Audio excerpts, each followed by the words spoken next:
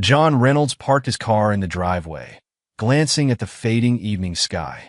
The warm hues of orange and pink didn't match the growing unease in his chest. Fridays were usually his favorite, coming home to his kids' laughter and Isabella's teasing smile as she prepared dinner. But tonight was different. The house stood eerily quiet. He stepped inside, the soft click of the door echoing in the silence. "Isabella? Kids!" he called out, his voice firm yet uncertain. No reply. The absence of sound felt wrong. The house was too still, like it was holding its breath. John set down his briefcase, his ears straining for any hint of life.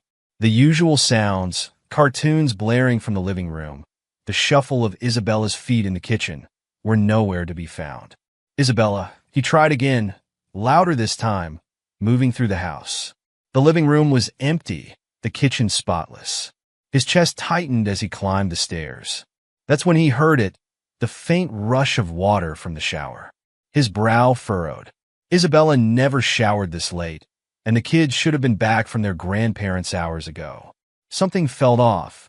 He hesitated at the bathroom door, hand hovering over the knob. The sound of the water stopped abruptly, followed by the soft creak of the shower door. John pushed the door open, and what he saw made his stomach drop. Mason, his younger brother, stood there, dripping wet, with a towel loosely wrapped around his waist. A cocky grin spread across his face. "Oh, hey bro," he said casually, like he'd just bumped into John at a coffee shop. "Didn't expect you back so soon." John's jaw tightened. "What the hell are you doing here?" Before Mason could answer, Isabella appeared behind him, wearing a silk robe that clung to her damp skin. She had the audacity to look surprised. "John, you're home early," she said, her voice sugary sweet, as if she hadn't just stepped out of a shower with his brother. John's mind raced, trying to piece together the situation. But Mason was already leaning against the doorframe, his grin widening. "Thanks for last night, babe," he said, throwing a glance back at Isabella. "You really know how to keep a guy satisfied. Same time tomorrow?" Isabella laughed, a light, careless sound that drove a knife into John's chest. "Of course, hon," she replied, her voice dripping with mock affection. "You've got everything I've been craving, size, stamina, and the guts to actually use them." She turned to John, her lips curling into a smirk. "Not everyone can keep up with a woman like me, you know?" John stood frozen, his fists clenched at his sides. His world was unraveling before his eyes, but Isabella wasn't done. "You should take notes, John," Mason added with a chuckle. "Might learn a thing or two." The words hit John like a punch to the gut. Betrayal, rage, and disbelief swirled inside him. His brother, his wife, together, mocking him. The air in the room grew heavier as his vision blurred with red-hot fury. "Get out," John said through gritted teeth, his voice low and dangerous. "Oh, come on, bro," Mason said, straightening up. "No need to be dramatic. We're all adults here." John's control snapped. Without thinking, he lunged forward, his fist connecting with Mason's face. The crack of impact was followed by Mason's grunt as he stumbled back, clutching his jaw. "John!" Isabella screamed, rushing forward, but John shoved her aside, his eyes locked on Mason. "Get out of my house," he growled, his voice shaking with barely restrained fury. Mason wiped the blood from his mouth, his smirk replaced by a look of anger. "You're gonna regret that," he spat, but he didn't move fast enough for John's liking. John stepped closer, his voice a cold whisper. "If you don't leave right now, you won't walk out of here." Mason's eyes flicked to Isabella, who stood frozen, her face pale. Finally, Mason raised his hands in mock surrender. "Fine, I'm going," he said, grabbing his clothes from the floor. "But don't think this is over." He brushed past John, his shoulder bumping against him, and disappeared down the hall. The front door slammed moments later. John turned to Isabella, who had pressed herself against the bathroom counter, her robe clutched tightly around her. Her eyes were wide, filled with something John couldn't quite place, fear, guilt, or maybe just annoyance that her plan had been disrupted. "John," she began, her voice trembling. "I can explain." "Don't." He cut her off, his tone sharp enough to make her flinch. "You think there's an explanation for this?" "My brother, Isabella. My own brother. She opened her mouth, but he held up a hand. Save it. I don't want to hear your excuses. Please, she pleaded, stepping toward him. It was a mistake. A mistake, he snapped, his voice rising. A mistake is forgetting to pick up milk from the store, not screwing my brother behind my back. Her face crumpled, tears spilling down her cheeks. I'm sorry, John. I was lonely. You were always working, and Mason, he was there. Don't you dare blame this on me, John said, his voice cold. You could have talked to me. You could have done anything but this. I didn't mean for it to happen, she whispered. But it did, he said, his voice hollow. And now I can't unsee it. They stood there in silence, the weight of her betrayal hanging in the air. Finally, John turned away. I can't do this anymore, he said quietly. We're done. John, please. No, he said firmly, cutting her off. I'll be gone by tomorrow. You can keep the house. But I'm taking the kids. Her eyes widened in panic. You can't. Watch me, he said, his voice like steel. With that, he left the room, leaving Isabella alone with her tears and the wreckage of what she'd destroyed. John lay in bed that night, his eyes fixed on the ceiling fan as it spun lazily. His mind wasn't idle, though. It was a storm. Every laugh he had shared with Isabella now felt like a mockery. Every touch, every whispered promise, every moment that once felt genuine, now seemed poisoned. He could hear their voices again, Isabella's cruel laughter, Mason's cocky tone. The words repeated like a broken record. Asterisk, you've got everything I've been craving. Asterisk, he turned over, trying to shake the thoughts away, but it was no use. He closed his eyes, but sleep didn't come. He saw Mason's smug grin and Isabella's mocking smirk every time he blinked. By dawn, he had made up his mind. The hurt was still there, raw and festering, but it had morphed into something else, determination.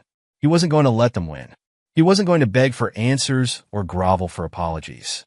He was going to leave, and he was going to make them regret every choice they had made. The first thing John did was make a list.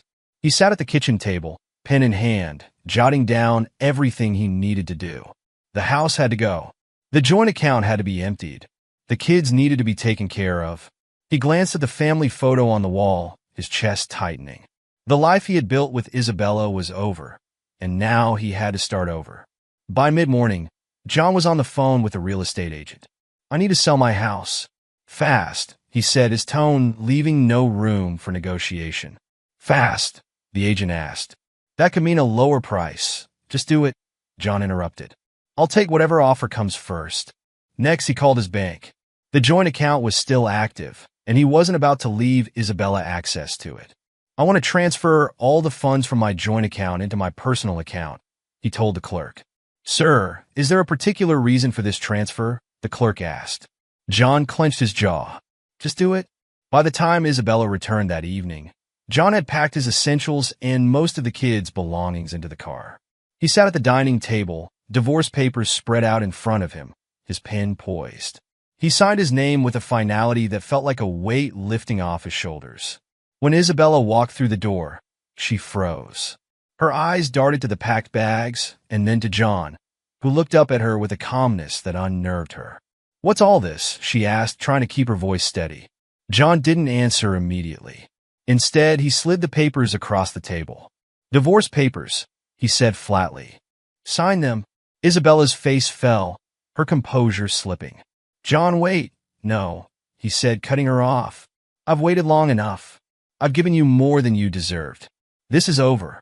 Her eyes filled with tears, but John didn't falter. He stood, grabbing the packed bags. The kids and I will be staying somewhere else for now. You can keep the house. John, please, she begged, reaching for his arm. I made a mistake. A mistake, he said, yanking his arm away. You didn't trip and fall into bed with my brother, Isabella. Don't insult my intelligence.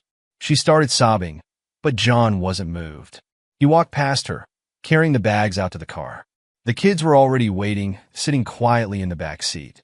They didn't understand everything that was happening, but they knew something was wrong. Daddy, is Mommy coming with us? His youngest asked as John buckled him in. No, buddy, John said softly, brushing the boy's hair back. It's just us for now. Isabella ran out to the driveway, her face streaked with tears. John, we can work through this. For the kids, she cried. John turned to her, his face hard. You didn't think about the kids when you made your choices. Don't use them as an excuse now. He got into the driver's seat and started the car, pulling out without another word. The next few weeks were a whirlwind. John rented a modest apartment and enrolled the kids in a new school. He dove into work, using the distraction to keep his mind off Isabella and Mason. But the messages started coming, texts, emails, even voicemails. At first, they were apologetic. Asterisk, John, I'm so sorry. Please, let's talk. Asterisk, then they became desperate. Asterisk, I can't do this without you. Please, just give me a chance to explain. Asterisk, finally, they turned bitter. Asterisk, you're being childish. You think you're punishing me, but you're just hurting the kids. Asterisk, John read each message but didn't respond. He wasn't about to give her the satisfaction of engaging. He blocked her number, deleted her emails, and let her voicemails pile up unheard. His silence was his answer. One day, John received a call from his lawyer. The divorce papers have been filed, she said. Isabella's trying to contest them.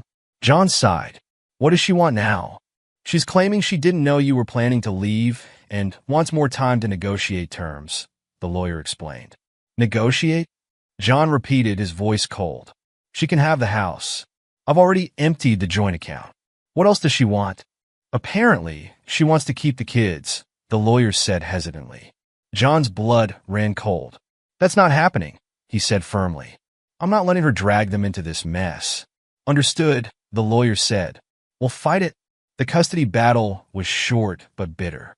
John presented a mountain of evidence, from Isabella's infidelity to her erratic behavior in the weeks following his departure.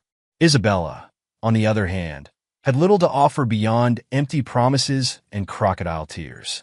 In the end, the judge ruled in John's favor. He walked out of the courtroom with his kids by his side, leaving Isabella behind, her face a mask of defeat. By the time the dust settled, John felt a strange sense of peace. His old life was gone, but he didn't miss it. The betrayal had scarred him, but it had also freed him. He had a fresh start, and he wasn't going to waste it. As for Isabella, her attempts to reach out became less frequent over time. She had lost everything, her husband, her family, even her lover. John didn't know where she was or what she was doing, and he didn't care. He was done looking back. John sat at his desk, fingers hovering over the keyboard. His life, carefully rebuilt over the last 5 years, felt like a fortress, strong and impenetrable. Yet here it was, a crack in the wall. An email from Isabella. The subject line, I need to see you, stared back at him like a challenge. He hesitated for a moment before clicking. The email was long, filled with desperation and regret. Asterisk, John, I know I'm the last person you want to hear from, but please hear me out. I've lost everything, my job, the house, and Mason. He left me, John. I'm all alone. I've had 5 years to think about what I did and how badly I hurt you. I don't expect forgiveness, but I need to talk to you. I need to apologize face to face. Please, give me this chance, asterisk. She ended it with her phone number and a plea for him to call her. John leaned back in his chair, his jaw tightening. The nerve. After all this time, she still thought she could come crawling back. Yet as much as he wanted to delete the email, curiosity gnawed at him. What did she want? Why now? Against his better judgment, he grabbed his phone and dialed her number. The line rang twice before she picked up. John, Isabella's voice cracked, soft and pleading. Thank you for calling. I'm not sure why I did, John replied coldly. What do you want, Isabella? I need to see you, she said, her words tumbling out. I need to explain, to apologize properly. I know I don't deserve it, but please. Just one meeting. John sighed. He didn't know her anything, but a part of him, the part that still sought closure, wanted to hear her out. Fine, he said. Tomorrow. Coffee shop on Main Street. Noon. Thank you, John, she whispered, relief evident in her voice. I'll be there. He hung up without another word. The next day, John arrived at the cafe a few minutes early. The place had changed over the years, new paint, new furniture, but it still held the same charm. He ordered a black coffee and chose a seat near the window, watching the street outside as he waited. Isabella arrived shortly after, her appearance startling him. She looked thinner, her face etched with lines that hadn't been there before. Her once meticulously styled hair hung limply, and her clothes, though clean, were far from the fashionable outfits she used to wear. "John," she said, approaching his table cautiously. Her voice trembled slightly. "Sit," he said, gesturing to the chair opposite him. She sat down, clutching her hands together nervously. "Thank you for meeting me." John sipped his coffee, his expression unreadable. "Get to the point, Isabella." She flinched but nodded. "I'm sorry, John. For everything. For the betrayal. For hurting you and the kids. I was selfish and stupid, and I destroyed the best thing that ever happened to me." "You did," John said bluntly. "And now you're here. Why?" Tears welled in her eyes. "I have nothing left, John. After you left, Mason stayed for a while, but it didn't take long for him to show his true colors. He cheated on me, drained what little money I had, and left. I lost the house, my job, everything." John leaned back in his chair, his expression hard. "And you think that's supposed to make me feel sorry for you?" "No," she said quickly, shaking her head. "I don't expect pity. I wanted to tell you that I know I was wrong. I know I hurt you in ways I can never undo. But I needed you to know that I regret it every single day." There was silence between them as John studied her. He could see the pain in her eyes, but it didn't move him. Instead, he felt a grim satisfaction. She had reaped what she had sown. "Do you remember what you said to me that day?" John asked, his voice low but steady. "When Mason walked out of my shower, and you laughed in my face. Do you remember how you mocked me?" Her face crumpled, and she nodded. "I was horrible. I was so cruel, and I don't even know why.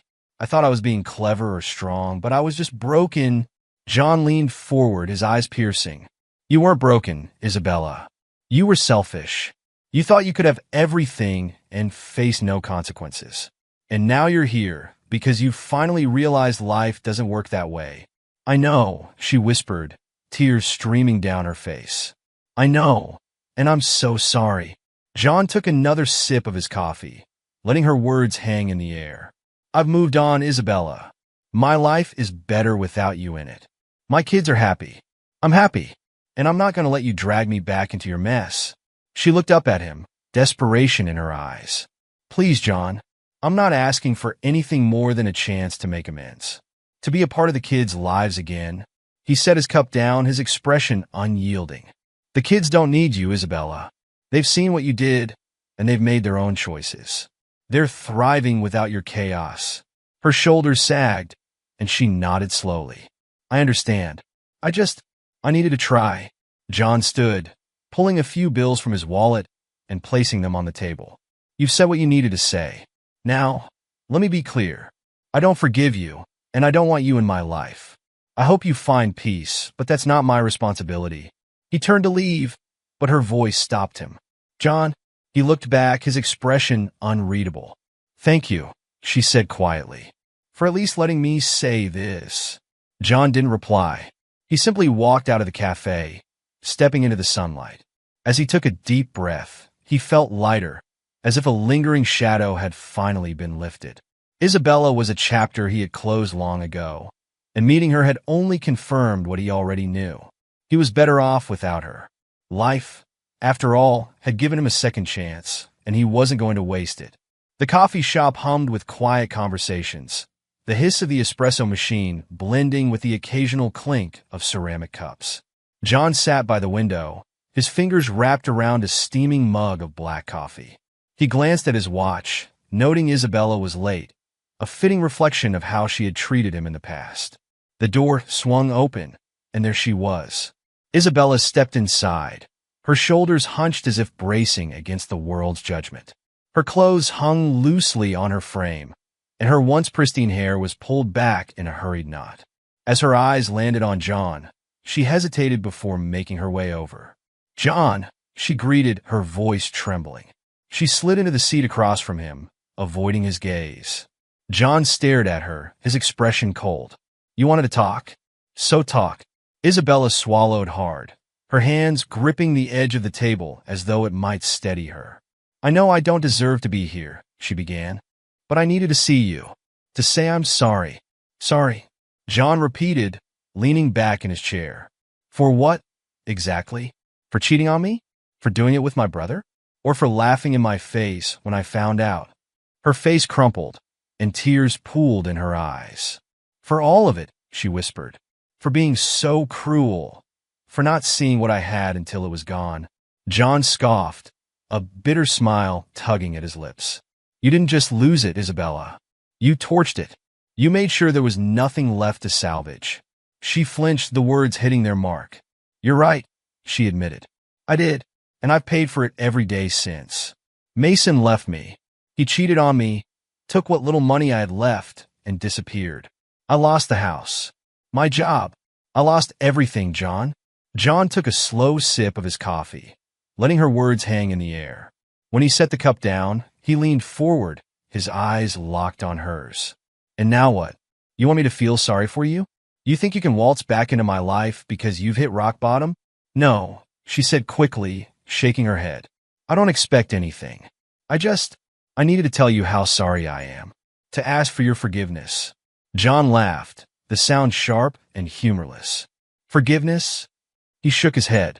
You think that's something you could just ask for? Like it's a favor? I'm not asking for a favor, she said, her voice cracking. I'm asking for a chance to make things right. For the kids, for us. Don't, John interrupted, his voice cutting like a blade. Don't bring the kids into this. They've been through enough because of you. Isabella's tears spilled over, her hands trembling as she reached for his. John, please. I've changed. I've had 5 years to think about what I did, and I hate myself for it. I know I don't deserve you, but I need you to know how much I regret it. John pulled his hand away, his jaw tightening. You regret it now because you've lost everything. Let me ask you something, Isabella. If Mason hadn't left you, if your life hadn't fallen apart, would you be sitting here right now? She opened her mouth to respond, but hesitated, unable to find the words. That's what I thought, John said, his tone laced with disgust. You're not sorry for what you did. You're sorry for what it cost you. Isabella shook her head vehemently. No, it's not like that. I loved you, John. I still don't, John snapped, his voice rising. Heads turned in their direction, but he didn't care. Don't you dare say that. You don't get to use that word. Love? You don't know the first thing about it. Love is loyalty. Love is respect. Love is not what you did. Her tears came harder now, her breath hitching with each sob. I know I was wrong, she choked out. I know I hurt you in ways I can never take back. But I swear, John, I've changed. John leaned back, crossing his arms over his chest. Changed? You still sound the same to me. Full of excuses. Looking for someone to save you from the mess you made. I'm not asking to be saved, she said, desperation creeping into her voice. I'm asking for a second chance. John stared at her, his expression unyielding. A second chance? You had your chance, Isabella. You had years of chances, and you threw them all away. I gave you my trust, my love, my loyalty, and you spit on it. You don't get to ask for more. Her sobs quieted, and she looked down at her lap, her shoulders slumping. I don't know how to fix this, she said softly. I just wanted you to know I'm sorry. John stood, reaching for his wallet. He pulled out a few bills and tossed them on the table. You don't fix it, Isabella. You live with it. Just like I did. Just like the kids did. She looked up at him, her face streaked with tears. John, please. Don't walk away. He looked down at her, his gaze cold and final. I walked away 5 years ago, Isabella. This is just me reminding you why I'm not coming back.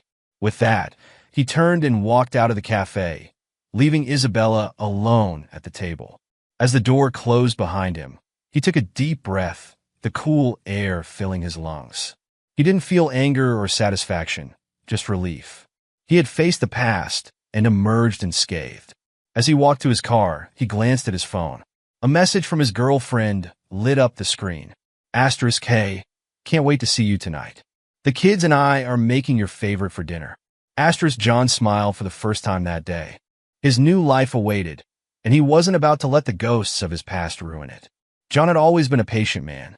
Over the years, he had learned to channel his pain and betrayal into something productive. Focus. While rebuilding his life, He kept a careful eye on Mason, not out of obsession, but out of purpose. Mason had a habit of cutting corners, both in life and in business, and John knew it would eventually catch up to him. Sitting in his home office one evening, John opened the file he had been compiling for years. It contained financial records, emails, and anonymous tips about Mason's shady business dealings. It wasn't hard to gather. Mason's arrogance made him careless. He had left a trail of fraudulent transactions and unethical practices that could sink a small empire. Tonight's the night, John muttered to himself, a grim determination settling over him. He picked up his phone and dialed a number he'd saved for this purpose. Corporate Fraud Division. How may I assist you? A professional voice answered. I have information regarding a business owner involved in tax evasion, embezzlement, and fraudulent contracts, John said calmly. I've compiled detailed evidence and am willing to share it anonymously. The agent on the other end perked up. We take such tips seriously. May I have the name of the individual and their business? Mason Reynolds, John replied, his voice cold. He owns Reynolds Ventures. The agent took down the details, asking follow-up questions about the evidence. John provided just enough to make them sit up and take notice. When he hung up, a sense of satisfaction settled over him. This wasn't just revenge. This was justice. Weeks later, the fallout began. Mason's name appeared in the local news, plastered across headlines like a scandalous celebrity. Business tycoon under investigation for fraud, read one headline. Reynolds Ventures faces tax evasion charges, proclaimed another. John kept his distance, watching from the sidelines as Mason's carefully constructed world crumbled. At first, Mason tried to deny everything, giving interviews where he smirked and dismissed the allegations as baseless. But as the evidence mounted, his confidence faltered. Clients pulled out of deals, investors demanded their money back, and his employees began leaking more incriminating information. Meanwhile, Isabella was oblivious to John's involvement in Mason's downfall. She was too consumed with her own problems, mounting debt, dwindling job opportunities, and the crushing loneliness that had become her constant companion. One evening, she tried calling Mason, desperate for help. His phone went straight to voicemail. Mason, it's me, she said, her voice shaking. I know things are bad right now, but I need to talk to you. Please call me back. The call was never returned. John, on the other hand, thrived. He had met someone new, Lillian, a woman whose kindness and loyalty were like a balm to his wounded soul. Their relationship had grown slowly, built on trust and mutual respect. Lillian adored his kids and treated them like her own, something John hadn't dared to hope for. One evening, as they sat on the back porch watching the sunset, Lillian turned to him. You seem lighter these days, she said with a smile. John chuckled, sipping his drink. Maybe because I've finally closed some old chapters. Lillian reached for his hand, her touch grounding him. I'm glad. You deserve peace, John. You've been through enough. He looked at her, gratitude filling his chest. I think I finally have it. Thanks to you. The final blow to Mason came when federal agents showed up at his office with warrants. The sight of him being escorted out in handcuffs made headlines, and the once smug expression on his face was replaced with fear and humiliation. John saw the news while at the gym. A fellow member pointed at the screen. Hey, isn't that your brother? John glanced up, feigning mild interest. Ex-brother, he corrected, turning back to his workout. For Isabella, life only got harder. The foreclosure notice on her apartment came as no surprise, and her credit score was in ruins. She spent her days scouring job boards, applying to positions far beneath what she once held. The few interviews she managed to secure ended in rejection. One day, as she walked out of a diner after another failed interview, she spotted John across the street. He was with Lillian and the kids, laughing as they carried bags of groceries. They looked like a picture-perfect family. Isabella froze, her chest tightening. She wanted to call out to him, to beg for another chance, but the look on his face stopped her. He looked happy, content in a way she hadn't seen in years. As the group piled into their car and drove away, Isabella stood there, tears streaming down her face. She had made her choices, and now she had to live with them. Months later, John received a letter in the mail. It was from Isabella. He debated tossing it in the trash, but decided to open it. Asterisk John, I don't expect a response, and I don't deserve one. I just wanted to say thank you for the years we had, even if I ruined them. You were a good man, and I hope you found someone who truly appreciates you. I know I have no place in your life anymore, but I'll always regret what I did. I hope you and the kids are happy. Asterisk, he folded the letter and placed it in a drawer. It didn't matter anymore. His focus was on the future, not the past. John glanced out the window, watching Lillian play soccer with the kids in the yard. Their laughter floated up to him, a reminder of everything he had gained by walking away from the toxicity of his past. Justice had been served, and for the first time in years, John felt truly free. It was an ordinary morning when John found the envelope in his mailbox. The handwriting was familiar, its slanted loops and uneven pressure unmistakable. Isabella. He stared at the envelope for a moment before taking it inside. Setting his coffee mug on the counter, he ran his thumb over the edge of the envelope, debating whether to open it. Lillian, I'll be in the study for a bit, he called to his girlfriend, who was helping the kids pack their lunches. Take your time, Lillian replied, her warm smile lighting up the kitchen. John closed the study door behind him and sat at his desk, the envelope now resting in front of him like a small, unwanted relic from the past. With a sigh, he tore it open and pulled out a single sheet of paper. Dear John, asterisk, I know I'm the last person you want to hear from. I wouldn't be writing if I had any other choice, but I've hit rock bottom. I'm homeless, living in a shelter, and barely getting by. I've lost everything. Mason is gone. My family won't speak to me. I don't know where else to turn, asterisk, asterisk. I know I don't deserve your help after everything I did to you, but I'm begging you to have mercy. Not for me, but for the person I've become since losing it all. If there's even a shred of forgiveness in your heart, please let me know. I'll understand if you don't, but I had to try and asterisk. Isabella. John leaned back in his chair, the paper dangling loosely between his fingers. A flicker of pity crossed his face, but it was quickly replaced by a steely resolve. The words in the letter clashed with the memories in his head, memories of her laughter at his pain, of Mason's mocking smirk, of the humiliation he had endured. He stood abruptly, the chair scraping against the wooden floor, and walked to the fireplace. The letter felt light in his hand, almost insubstantial, as if it were mocking the weight it had once carried in his life. He stared at the flames dancing in the hearth, their warmth contrasting with the coldness he felt toward the woman who had written those words. Dad? A small voice interrupted his thoughts. He turned to see his daughter, Bella, standing in the doorway. Are you okay? John smiled and knelt down to her level. I'm fine, sweetheart. Just taking care of some old stuff. She tilted her head, curious. Is it about the letter? Something like that, he said gently, ruffling her hair. Why don't you go help Lillian and your brother? I'll be there in a minute. Bella nodded and skipped off, leaving John alone with the letter. He read it one last time, his lips curling into a faint smile, not of amusement, but of closure. Without hesitation, he tossed the letter into the fire. The edges curled instantly, blackening as the flames consumed the paper. For a moment, he watched, mesmerized by the way the words disappeared into ash. Lillian knocked lightly on the door and peeked inside. Everything okay? John turned to her, his smile warm and genuine. Better than okay. Just closing a chapter. She walked in, her eyes flicking to the fire. Was it something important? It was, he admitted. But not anymore. Lillian moved closer, placing a hand on his arm. You've come a long way, John. I'm proud of you. He took her hand in his, squeezing it gently. I couldn't have done it without you. That evening, as they sat down for dinner, the kids chattering about their day, John felt an unfamiliar sense of peace. It wasn't the hollow, fleeting relief he had chased for years. It was something deeper, more enduring, a sense of freedom. After dinner, John stepped outside to watch the sunset, the sky painted in hues of orange and pink.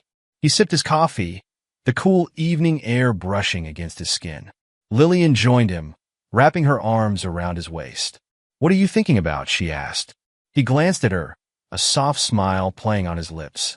How lucky I am, and how much better life can be when you let go of the things that hold you back. She rested her head on his shoulder. You deserve this, John. You deserve happiness. He kissed the top of her head, his heart full. And I have it, finally. As the last light of day faded into night, John felt a weight lift from his chest. The letter, the betrayal, the anger, it was all gone, reduced to ash in the fire. For the first time in years, he wasn't looking back. He was moving forward, one step at a time, into a future he had built with his own hands. And for that, he was grateful. The sun dipped low on the horizon, casting a golden glow over the backyard. John leaned back in his chair on the porch, watching his kids laugh and run through the grass. Bella was trying to teach her younger brother, Max, how to catch a frisbee, though her instructions were drowned out by their giggles. Beside him, Lillian sipped her iced tea, her eyes sparkling with amusement as she watched the scene.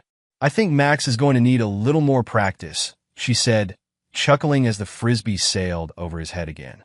John smiled, a deep sense of contentment settling in his chest. He'll get it. Bella's as stubborn as I am. She won't let him quit. Lillian glanced at him, her gaze warm. I love seeing you like this, relax, happy. It suits you. John turned to her, reaching for her hand. It's all because of you, he said sincerely.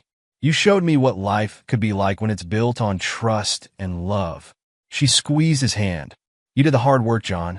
I just came along for the ride. Later that evening, after the kids were tucked into bed, John and Lillian sat in the living room, a fire crackling in the hearth. The room was cozy, filled with the kind of peace John had once thought impossible. Lillian rested her head on his shoulder, her voice soft. Do you ever think about them? Isabella and Mason. John's expression didn't change, but he took a moment before answering. Sometimes, he admitted, not because I miss them, more as a reminder of what I've overcome. Lillian sat up slightly, looking at him. I know you don't talk about it much, but does it still hurt? He shook his head. Not anymore. For a long time, it consumed me. The betrayal, the anger, it felt like it would never end. But then I realized something. What's that? She asked. They didn't take everything from me. They didn't take my ability to rebuild, to find love again, to be happy. They tried, but they failed. And now, they're the ones who have to live with the choices they made. Lillian nodded, her admiration for him evident in her gaze. You're a good man, John. You deserve every bit of this happiness. He leaned over and kissed her forehead. I've got everything I need right here. Meanwhile, Isabella's life was a stark contrast. She sat alone in a dingy apartment, the sound of a leaky faucet echoing in the background. The once polished woman who had reveled in luxury now struggled to make ends meet. She flipped through the classifieds in a crumpled newspaper, circling potential jobs that paid barely enough to cover her rent. Her phone buzzed on the table, a message from a debt collector. She let out a bitter laugh, the sound hollow in the empty room. Mason's downfall had been swift and public. His arrest had not only ruined his reputation, but left Isabella without the financial safety net she had once taken for granted. Mason had cut ties with her the moment his world began to crumble, leaving her to fend for herself. She stared at a photo on the wall, one of her and John from happier times. A pang of regret hit her, sharper than she expected. She had traded stability and loyalty for a fleeting thrill, and the cost had been her entire life. Back in John's home, the weekend brought another family tradition, pancakes and cartoons. John stood at the stove flipping pancakes while the kids debated which show to watch. Dad, Max called out, his face serious. Do you think I'll ever be as good at Frisbee as Bella? John laughed, setting a pancake on a plate. Of course you will, buddy. Just takes practice. Bella chimed in from the couch, her voice teasing. Maybe in 100 years. Max pouted, but John ruffled his hair as he placed a plate in front of him. Don't listen to her. You'll be better in no time. Lillian entered the kitchen, her hair still wet from her morning shower. She kissed John on the cheek and stole a piece of pancake from his plate. Hey, that's mine, he protested, feigning outrage. Sharing is caring, she replied with a grin, popping the piece into her mouth. Their playful banter filled the room, and for a moment John paused, taking it all in. This was the life he had dreamed of, simple, happy, and full of love. That afternoon, while cleaning out an old box in the garage, John came across a photo album. He flipped through it, recognizing moments from his past, his wedding to Isabella, family holidays, and celebrations that now felt like they belonged to someone else's life. He hesitated for a moment, then closed the album and placed it back in the box. The past had its place, but it didn't belong in his future. As he walked back into the house, Lillian greeted him with a glass of lemonade. "What's that look on your face?" she asked. "Just realizing how lucky I am," he said, wrapping an arm around her waist. "You deserve it," she said simply. John watched as Bella and Max played in the yard again, their laughter filling the air. He smiled, feeling a sense of closure that he hadn't known he needed. As for Isabella and Mason, they were nothing more than a distant memory, a cautionary tale of what happens when betrayal consumes your life. John didn't need revenge anymore. He had something far better: peace. And for the first time in years, he was truly, undeniably happy.